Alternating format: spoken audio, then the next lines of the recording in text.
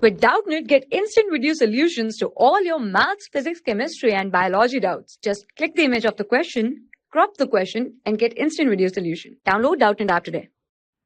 Hi students, our question is mentioned one reason for the use of aluminium in thermite welding.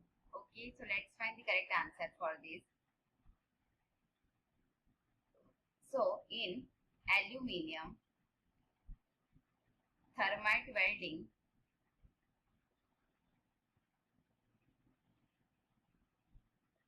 the reduction with aluminium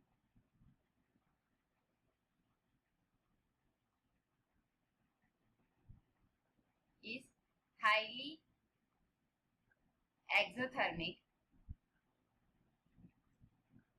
and heat generated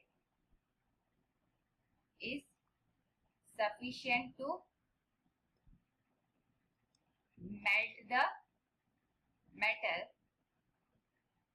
and the reaction will be as follows: Fe2O3 plus 2Al gives 2Fe plus Al2O3 plus heat.